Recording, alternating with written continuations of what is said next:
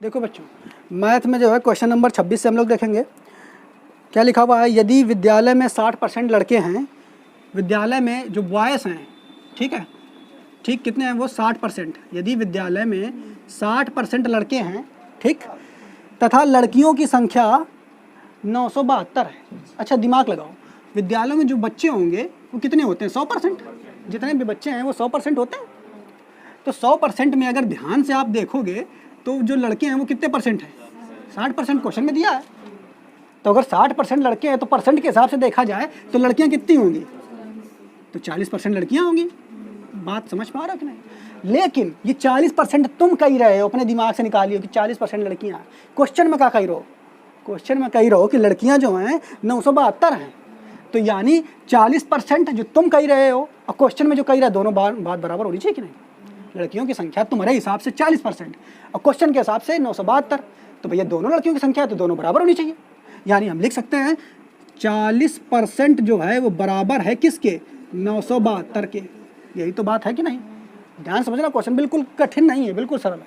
40% बराबर है 972 के। तो पूछा क्या है क्वेश्चन में? तो विद्यालय में कितने लड़के हैं, यही तो पूछा है। तो विद्यालय में कितने लड़के हैं? तो 60% लड़के हैं। तो कैसे निकालोगे? एक नियम से निकालेंगे। यानी 40% का मान इतना है तो 1% का मान निकालो, कितना आएगा? 1% का मान आएगा 972/40। लेकिन आपसे पूछा लड़के कितने हैं, तो लड़के 60% हैं। तो 60% बनाने के लिए 60 का गुणा इधर करो, 60 का गुणा उधर करो, तभी तो 60% होगा। तो 60% निकालेंगे तो 60 का गुणा 1 में किया तो 60% आ गया।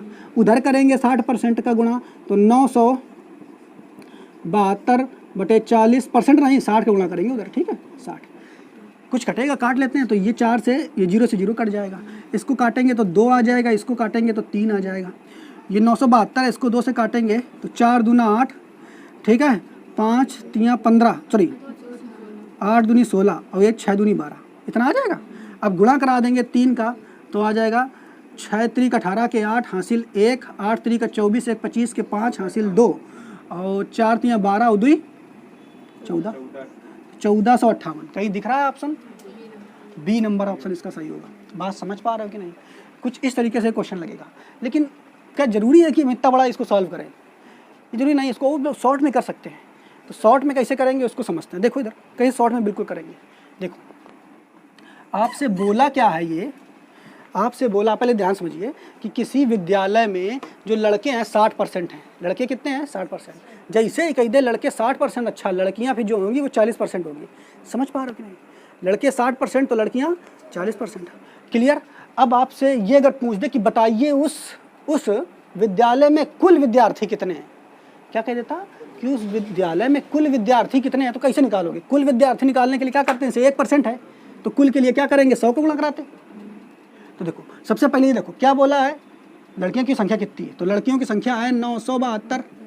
तुम्हारे हिसाब से कितनी है? 40%। दिमाग में सोचना है, 40%। तो 40%, ठीक, क्लियर। अब आपसे पूछा क्या है? ये पूछा है कि लड़कों की संख्या कितनी है। तो 40% की वैल्यू है इतनी, तो आप कुल निकाल लो। कुल की वैल्यू, कुल कितना होता है? 100%। तो 100% का वैल्यू निकालोगे तो निकल के कितना आ जाएगा?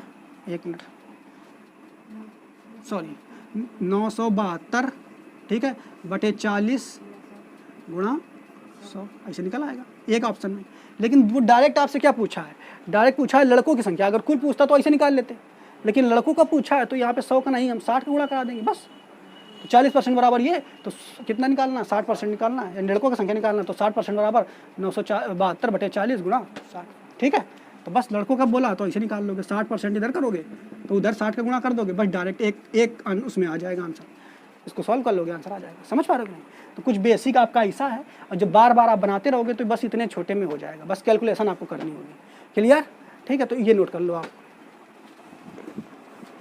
देखो अगला क्वेश्चन जो है हमारा 27 नंबर है। कह रहा है एक परीक्षा में 25% छात्र असफल हो जाते हैं। अरे पहले देखो टोटल छात्र कितने होते हैं? तो 100%। कोई भी चीज़ अपने आप में कैसी होती है? 100%। अब कहीं क्या रहा है, 100% में जो छात्र असफल यानी फेल होते हैं वो कितने हैं?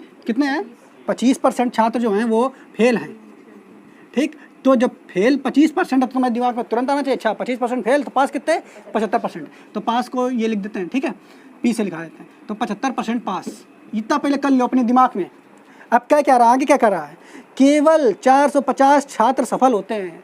क्वेश्चन में कही रहा कितने सफल होते हैं, 450, लेकिन तुम्हारे हिसाब से कितने परसेंट सफल है, 75%। यानी 75% जो है वो बराबर होगा किसके, 450 के।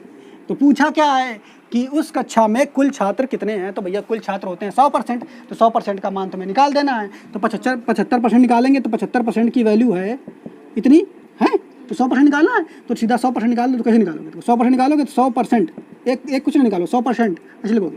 तो 450 ये 75 है, बटे में आ जाएगा, और बस गुना 100 कर देंगे, बस इतना कर लो, बस कल इसको सॉल्व कर लेते हैं। अब इसको सॉल्व करोगे तो कितना आएगा, तो 25 तियाँ 75, 25 चौके 100, ठीक।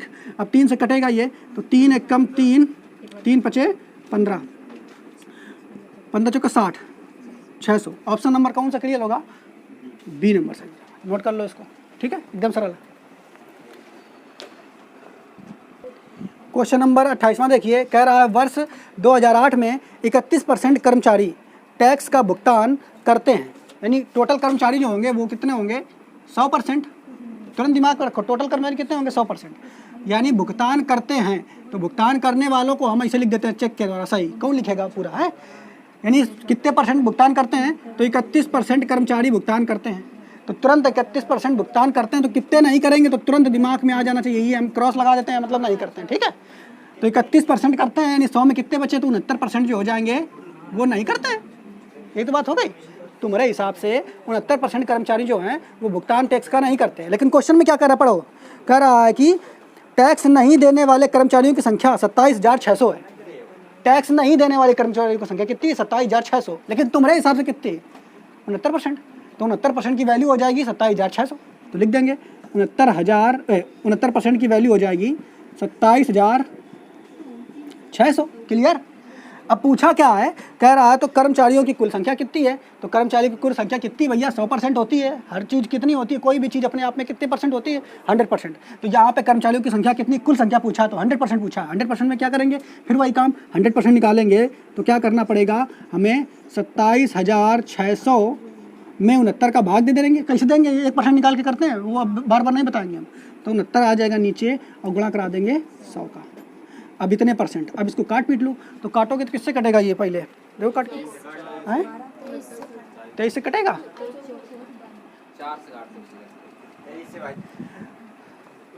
इसको क्या, इसको है, इसको काट देंगे तो 69 चौके 276 होता है, तो काट देंगे तो ऊपर आ जाएगा 400,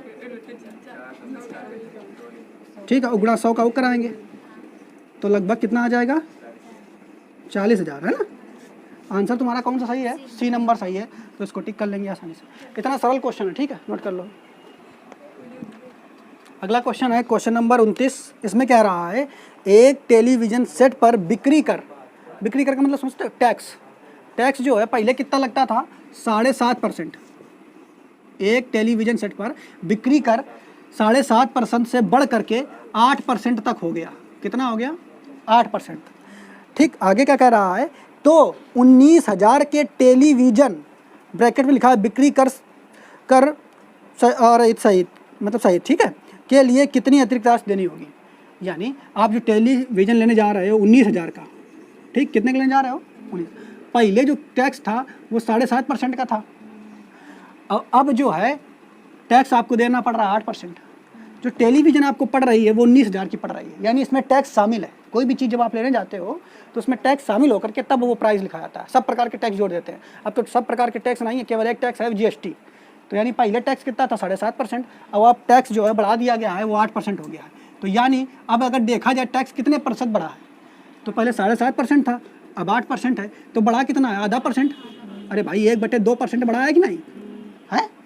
तो मतलब जो तुम्हें टैक्स देना पड़ेगा ज़्यादा, वो कितना देना पड़ेगा, आधा % ज़्यादा देना पड़ेगा। नहीं समझ पाए, पहले 7.5% टैक्स पड़ रहा था, अब 8% टैक्स पड़ रहा है, तो बढ़ा कितना टैक्स, आधा %। अतिरिक्त टैक्स तुम्हें कितना देना पड़ेगा, यानी ज़्यादा टैक्स तुम्हें कितना देना पड़ेगा, आधा %।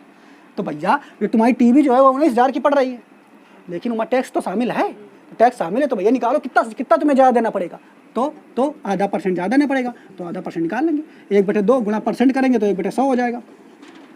काट दो तो 2 जीरो से 2 जीरो कट जाएगा, ठीक है। इसको काटोगे तो कितना आ जाएगा, 95, तो 95 आ जाएगा। तो टैक्स तुम्हारा कितना हो जाएगा 95 95। ठीक है बच्चों, सरल सा है क्वेश्चन, इसको भी नोट कर लो। देखो क्वेश्चन नंबर 30वां है, कह रहा है भुवनेश अपने वेतन का 30% भोजन पर, यानी उसको जो वेतन मिलता होगा पहले ये देख लो 100% मिलता होगा। कोई भी चीज़ अपने आप में 100% होती है, ठीक है, हमने आपको बता दिया है। 100% में 30% क्या करता है, ठीक है, भोजन पर खर्च करता है। फिर आगे देखिए और क्या कह रहा है, 3% वो दान कर देता है। कितने परसेंट दान कर देता है 3%, यानी अगर देखा जाए तो दान कितना करता है 3%, यानी खर्च कितना कर दिया 33%। आगे और देखते हैं क्या कह रहा है, कह रहा है कि वह इन दोनों उद्देश्यों पर 2310 खर्चा करता है। इन दोनों उद्देश्यों पर मतलब भोजन पर और दान पर, लेकिन तुम्हारे हिसाब से क्या कितने % खर्च कर रहा है 33%। भैया दोनों उद्देश्यों पर तुम्हारे हिसाब से 33% खर्च कर रहा है, लेकिन क्वेश्चन क्या कह रहा है 2310 रुपये खर्चा करता है, तो यानी 33% की वैल्यू हो जाएगी बेटा 30% है, ये 30 है, ये 3 है, ठीक है। तो 33% की वैल्यू हो जाएगी कितनी बच्चा 2310 रुपया। कितनी हो जाएगी 2310 हो जाएगी कि नहीं। अब आपसे पूछा है कि तो उसका मासिक वेतन कितना है, तो मासिक वेतन ऊपर तो हम बता ही चुके हैं, कोई भी चीज़ अपने आप में 100% होती है, तो बस 100% की वैल्यू निकाल देंगे। तो निकालेंगे 100% का वैल्यू कितना आ जाएगा 2310 बटे 33 और गुणा 100 कर देंगे। अब देखो ये कटेगा क्या, किससे 3 से कट जाएगा, कट जाएगा ना, 3 कट जाएगा, ठीक है। तो 3 ये 11 आ जाएगा, इसको काटेंगे 3 7 21, ठीक है, फिर 3 7 21 0 आ गया, फिर 11 7 70, ठीक है। तो करेंगे तो 70 और गुणा 100 आ जाएगा 7000, जो कि तुम्हारे ऑप्शन नंबर डी में, ठीक है। तो ये क्वेश्चन लगा लो।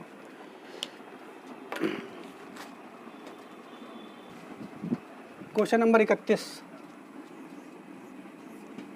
क्या कह रहा है इसमें, देखो एक कंपनी ने एक सेल्समैन 3000 रुपये मासिक तनख्वाह पर रखा, यानी एक कोनो सेल्समैन है बेचने वाला, उसको 3000 रुपया प्रति महीना पर रखा है कंपनी ने, ठीक है, कि हर महीने हम आपको 3000 रुपया देंगे। फिर क्या कह रहा है, इसके अतिरिक्त सेल्समैन द्वारा की गई मासिक बिक्री पर 10% कमीशन दिया जाएगा। उसको क्या दिया जाएगा 10% कमीशन दिया जाएगा, यानी 3000 रुपये दिया जाएगा और हर महीने जो बिक्री करेगा उस पर उसको 10% कमीशन मिलेगा, ठीक है। कमीशन का मतलब होता है एक्स्ट्रा चार्ज, तनख्वाह से ज़्यादा। पर क्या कह रहा है, सेल्समैन को 10,000 रुपये मासिक कमाने के लिए कितनी बिक्री प्रति मास करनी पड़ेगी, यानी 10,000 रुपये अगर वो क्या चाहता है, एक तो पहले 3000 रुपये को तनख्वाह है और 10% कमीशन है हर महीना, लेकिन क्वेश्चन में कह रहा है कि सेल्समैन अगर प्रति महीने में 10,000 कमाना चाहता है, कितना कमाना चाहता है 10,000 अगर वो कमाना चाहता है प्रति महीना, तो उसको कितनी की बिक्री करनी पड़ेगी, यही तो बोला है क्वेश्चन में, ठीक है। तो कमाने के लिए कितनी की बिक्री प्रति मास करनी पड़ेगी, है ना। तो पहले यहाँ पे ध्यान से देखो, 3000 तो उसको मिल जाएंगे खोखट में तनख्वाह वाले, लेकिन 10,000 जो है 10% तुम्हें क्या क्या मिलेगा, कमीशन मिलेगा। लेकिन एक चीज़ देखो, अगर 3000 यहाँ से मिल जा रहे हैं, तो अगर 10,000 उसको बनाने हैं, 10,000 पूरे करके दिखाने हैं, तो उसे कितना एक्स्ट्रा कमीशन से कमाना पड़ेगा, एक्स्ट्रा कमीशन से कितना कमाना पड़ेगा 7,000। देखो 10,000 यहाँ से 10,000 बनाने हैं महीने में उसको, और 3,000 यहाँ से बन जा रहे हैं, यानी उसको कितने एक्स्ट्रा कमीशन से कमाना है। तो भैया घटा दो 10,000 में से 3,000, कमीशन से कितना कमाएगा, तो कमीशन से कितना कमाएगा, कमीशन से कितना कमाएगा, तो ये निकालना है। तो टोटल 10,000 कमाने हैं, 3,000 तो मिल ही रहे हैं, तो 10,000 माइनस 3,000 करोगे तो टोटल यानी 7,000 रुपया जो है वो कमीशन से उसको कमाने पड़ेंगे। किससे कमाने पड़ेंगे, तभी तो 10,000 होगा, बात समझ पाए। यानी 10% कमीशन से ही उसको 7,000 कमाने हैं, यानी 10% की वैल्यू हो जाएगी 7,000, 10% की वैल्यू हो जाएगी 7,000। समझ पा रहे कि नहीं। तो अब क्या कह रहा है क्वेश्चन में,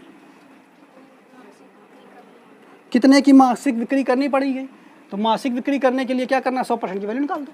कितने की मान निकालेंगे 100% की, तो 100% के मान निकाल लोगे, तो निकालोगे तो 7,000 बटे 10 गुणा 100 काट देंगे, ये कट जाएगा।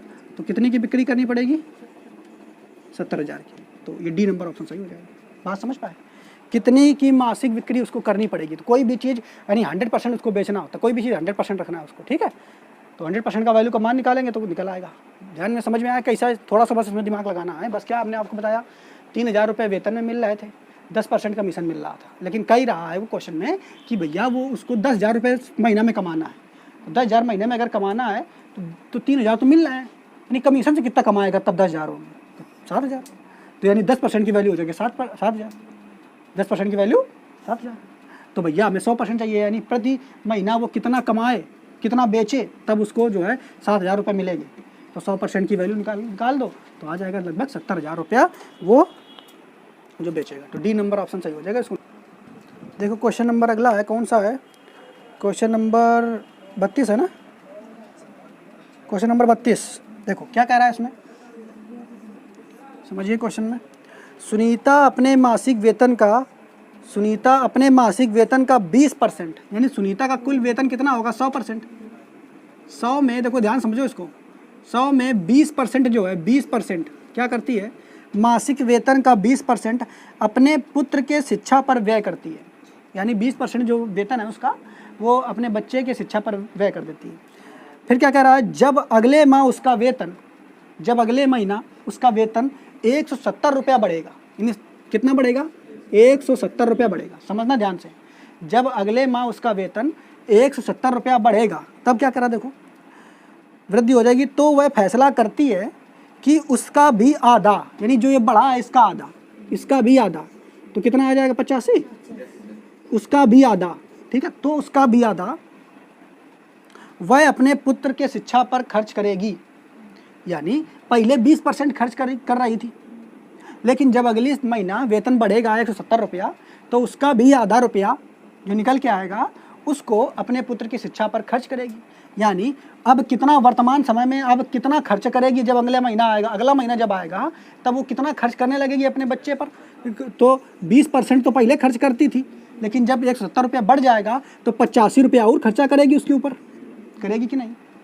ठीक यही बोल रहा है कि कितना खर्चा करने लगेगी, तो 170 रुपये की वृद्धि हो जाएगी। तो वह फैसला करती है कि वह भी उसके आधे रुपये पुत्र के मतलब शिक्षा पर खर्च करेगी। इस प्रकार उसका कुल खर्च, यानी कुल खर्च जो है शिक्षा पर, इस प्रकार उसका कुल खर्च जो शिक्षा पर कर रही है कितना हो जाएगा, वो 645 हो जाएगा, 645 हो जाएगा। तो बताएं कि उसकी वर्तमान वेतन कितना है, तो बताएं कि उसका वर्तमान वेतन कितना है, ये तो निकालना है। तो क्या करेंगे, देखो निकाल लो, बढ़िया आसानी से निकल आएगा। तो देखो ये 20% है तो परसेंट वाला एक तरफ रखो और बाकी जो वैसा मान है उसको एक तरफ भेज देंगे। तो 20% की वैल्यू अगर निकालोगे तो 645 में 85 घटाओगे तो कितना आ जाएगा, 560 आ जाएगा। अब तुम्हें वर्तमान वेतन चाहिए, तो वर्तमान वेतन देखो ये पहले वाला वेतन है ना वर्तमान, यही तो 100% है, तो 100% की वैल्यू निकाल देंगे। तो 20% का मान 560, नहीं समझ पा रहे हो, तो 100% की वैल्यू कितनी आ जाएगी, 560 बटे 20 और गुणा 100। कुछ कट जाएगा, ये कट जाएगा, ये कट जाएगा, ये काटेंगे तो 5 आ जाएगा, इसको गुणा करा देंगे, ठीक है। तो 56 30 क्या है, 0 हासिल 3 और 55 25 और 3 28 1 0, तो 2800 आंसर आ जाएगा इसका। समझ पाए बच्चों। देखो फिर से इसको समझ लो, बिल्कुल कठिन नहीं है, थोड़ा सा बस दिमाग लगाना है।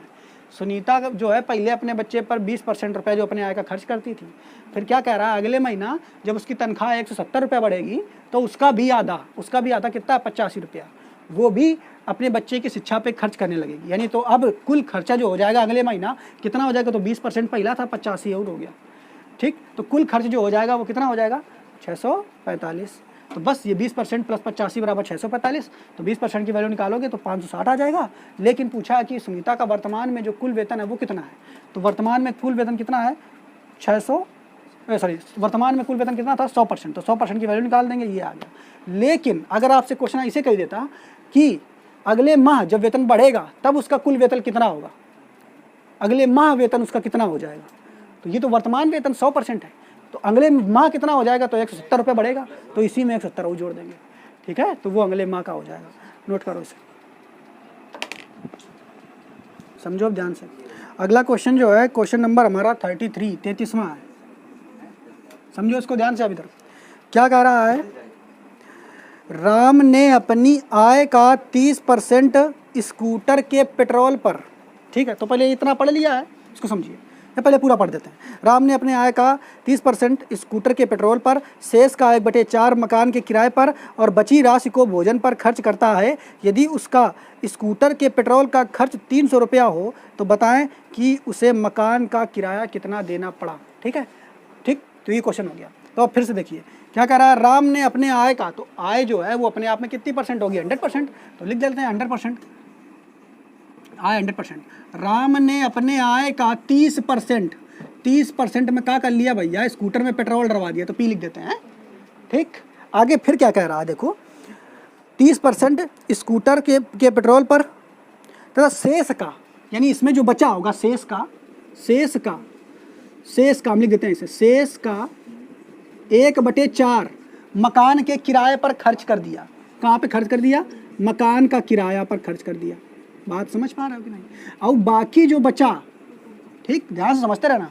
और फिर क्या कर रहा है, मकान के किराए पर खर्च कर दिया और बची राशि को, और जो बाकी बचा हुआ है उसको काय में खर्चा कर दिया, तो भोजन पर खर्च कर दिया। काय पे खर्च किया, देखो ध्यान समझना, पहले 30% काय पे खर्च किया, पेट्रोल पर। ठीक, आगे वो पढ़ते हैं, देखो फिर क्या कहा है, यदि उसका स्कूटर के पेट्रोल का खर्च 300 रुपया, अल्लो दही तो नहीं, स्कूटर के पेट्रोल का खर्चा 300 रुपया। अब इधर तुम्हें क्या बता रहे हो, स्कूटर के पेट्रोल का खर्चा 30% है और उधर कह रहे हो 300 रुपया, तो गलत बात है, दोनों को बराबर करना पड़ेगा। ये परसेंटेज वाला मान है, वो वैल्यू वाला मान है, तो करो बराबर भैया। तो 30% का वैल्यू हो जाएगा 300। तो तुम्हें पहले यूँ निकाल लो कुल आय कितनी है, कितनी कुल आय, तो कुल आय कितनी 100%, तो 100% निकाल लो। तो 100% अगर निकालोगे तो 300/30 गुणा 100 कर दोगे तो आ जाएगा कितना, 1000 आ जाएगा ना, 1000। ये कट जाएगा, ये कट जाएगा, तो यानी कुल आय जो उसकी थी वो कितनी थी, 1000। अब भैया पूछा क्या है आपसे, तो कुल आय तुम्हें पता चलेगा ये 1000 है।